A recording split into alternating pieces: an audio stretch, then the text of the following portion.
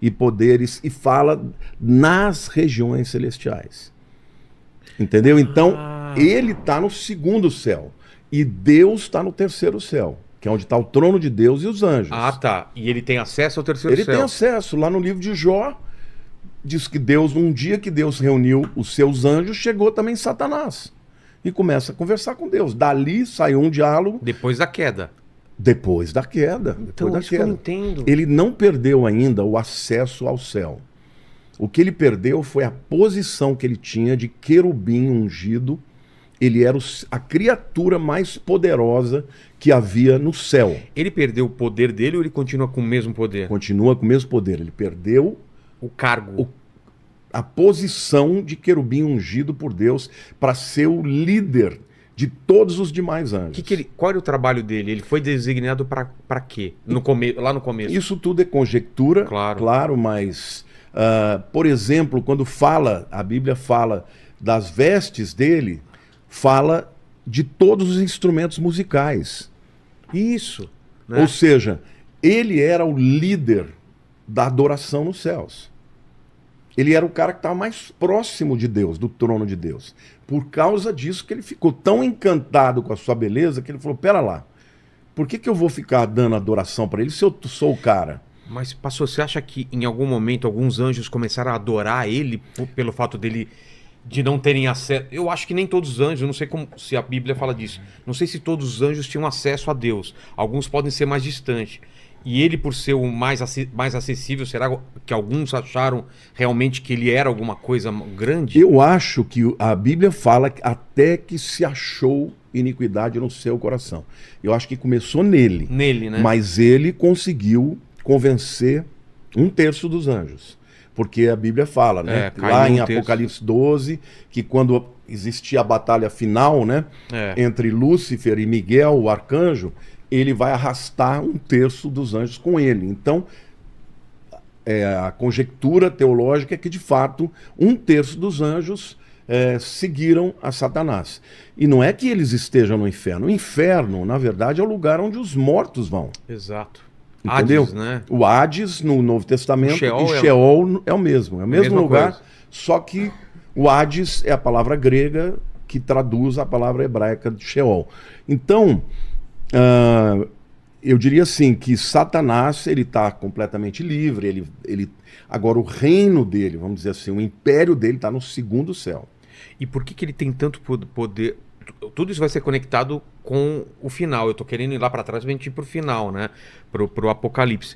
Mas se é que dá para saber o plano dele é levar o maior número de almas. É o quê? É atrapalhar o plano de Deus? Excelente a sua pergunta. Eu queria só voltar no raciocínio que eu comecei, acabei esquecendo, né? Como ele sabe que vai vir um Messias. Sim.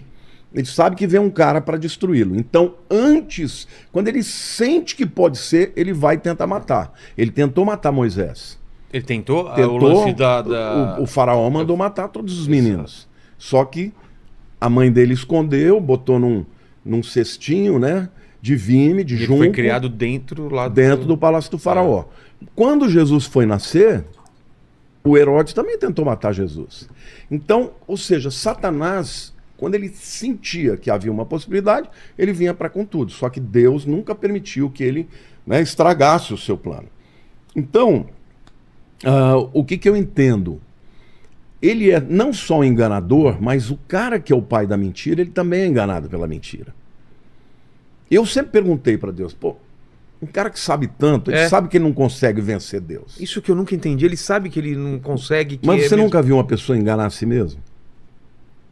Ou será que é só assim, eu sei que eu não vou ganhar, mas eu vou... Eu acho que ele acredita. Eu acho que ele sabe que a Bíblia fala que ele vai perder, mas acho que lá no fundinho ele acredita. Isso é uma conjectura minha, tá? Até o diabo tem esperança, então.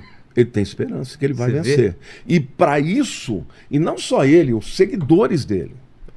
Ao longo do mundo, se você pegar aí os satanistas, os Illuminati, esses camaradas, eles estão olhando para o poder que eles têm para manipular o mundo. Então, eles acham que eles vão ganhar. Eles sabem do que a Bíblia diz, mas eles não acreditam nisso. Então, assim, não dá para cravar que Satanás acredita que ele vai vencer.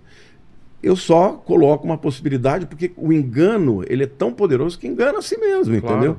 Então, assim, no fundo, ele está tentando impedir o plano de redenção de Deus. Porque se você olhar para as Escrituras, você vê um plano de Deus lá na eternidade passada, e esse plano vai se cumprir no final dos tempos, e a eternidade futura vai ser, na verdade, o cumprimento do plano original de Deus. Então ele teve livre-arbítrio, se ele Não, se ele pôde teve escolher. completamente. E todos os anjos têm? Todos os anjos que fizeram a escolha por ele, fizeram por escolha própria. Exato. Ninguém os induziu. Diferentemente de um ser humano que já nasce, né, em pecado e que, pô, você vai lutar contra um ser poderoso, muitas vezes é difícil você dizer que você tem um livre-arbítrio, né? É. Se Deus não der uma mãozinha ali, a coisa fica feia. Mas eles não, eles estavam vendo tudo. Eles estavam enxergando, vendo a glória de Deus. E ele olhou para si e falou, eu sou o cara. E aí ele tem 5 eu vou, né? Vou estabelecer o meu trono acima do Altíssimo. Eu serei semelhante ao Altíssimo, né? E ele começa a falar no Ezequiel, tanto em Isaías 14 quanto em Ezequiel 28, descreve Satanás, e Ezequiel fala dessa vontade que ele teve de se tornar maior que Deus, né? Ao longo de toda a história, qual é a estratégia dele? Roubar a adoração do ser humano. Quando ele chega para Adão e para Eva e fala, Deus falou que o dia que vocês comerem, vocês vão morrer? Mentira. O que Deus está fazendo é esconder o leite. Na verdade, ele sabe que o dia que vocês comerem, vocês vão ser como Deus, conhecedores do bem e do mal. Então, essa mesma tentação de levar os homens a descrer na palavra de Deus e passar a adorá-lo, está lá no Gênesis e vai estar no Apocalipse também. Ele quer adoração. Ele chegou para Jesus na tentação do deserto e falou, te dou tudo, se você se prostrar e me adorar.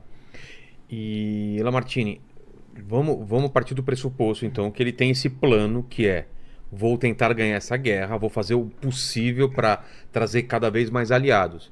O número de anjos que caiu com ele vai aumentando ou é Não, número fixo.